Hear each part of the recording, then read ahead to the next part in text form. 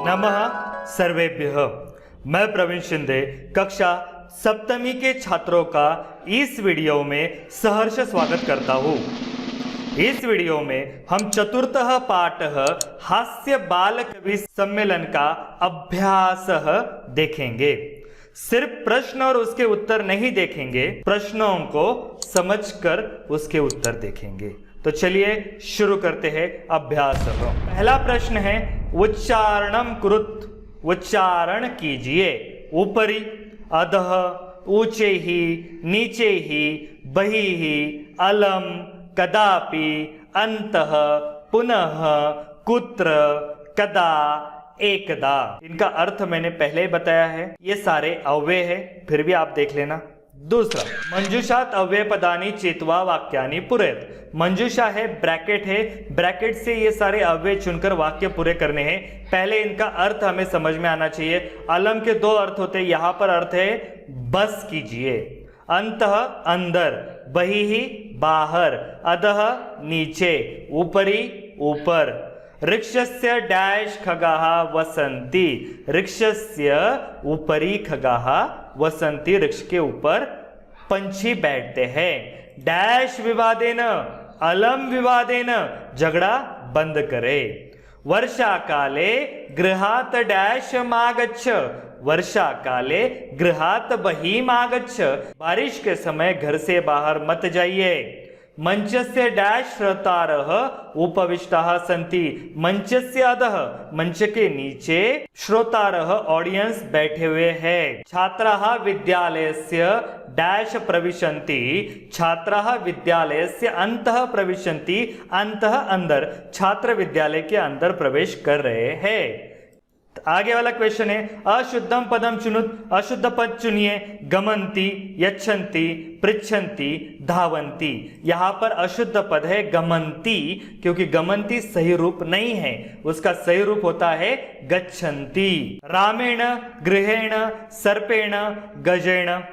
यहां पर अशुद्ध रूप है गजेण, क्योंकि यहां न नल का आता है, अण नहीं आता। यहां सारी जगह पे पहले रामेण में र है, गृहेण में भी र है, सर्पेण भी र का उच्चारण होता है, इसलिए बाण का न आया हुआ है, और गजेन में नहीं है, इसलिए यहां गजेण अशुद्ध हुआ। क्योंकि गलत क्या है, तो गजेन नल का होना चाहिए था। लतया, मातया, रमया, निशया। यहां पे गलत है मातया, मातेय का तृतीय का रूप होता है मात्रा।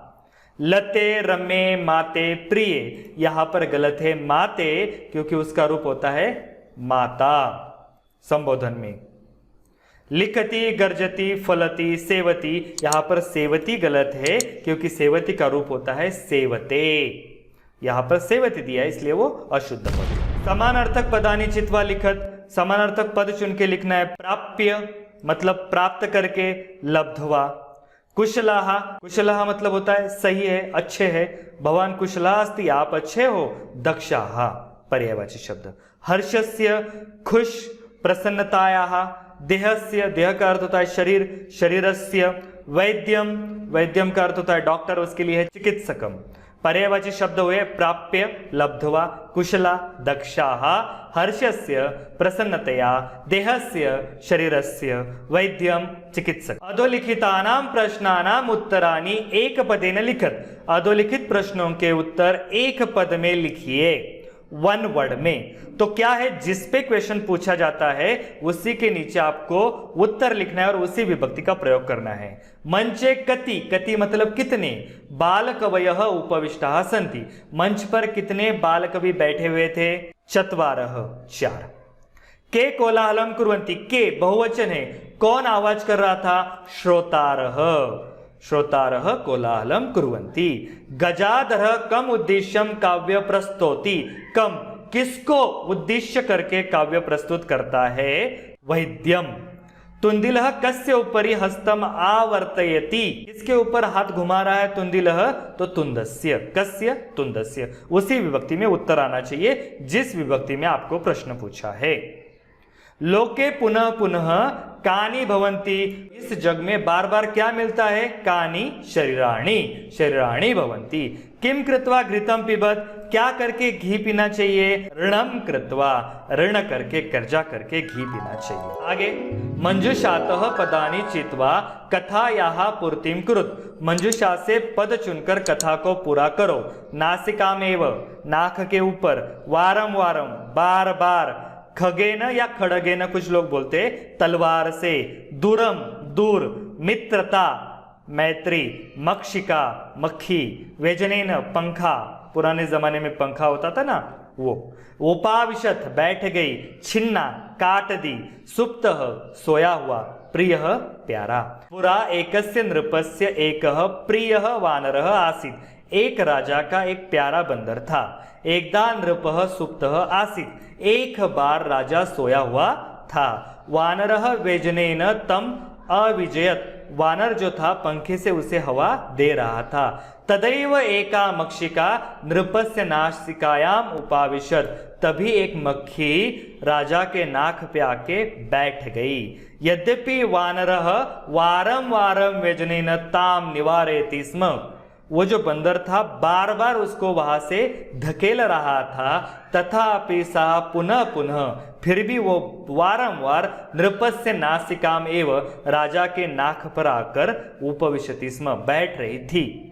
सह मक्षिकाम हंतुम खगेन प्रहारम अकरोत, उसने मक्खी को मारने के लिए तलवार से प्रहार किया।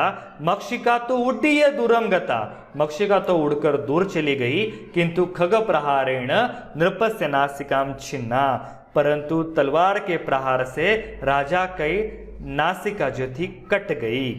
अतः एव उच्यते, इसीलिए कहा जाता है मूर्ख जने ही सह, मूर्ख लोगों के साथ मित्रता नोचिता, मित्रता सही नहीं है, मूर्ख लोगों के साथ मैत्री कभी नहीं करनी चाहिए। आखिरी क्वेश्चन है विलोम पदानि योजित, अपोजिट वर्ड आपको मिलाने हैं। अधः मतलब नीचे, अपोजिट वर्ड क्या होता है उसका?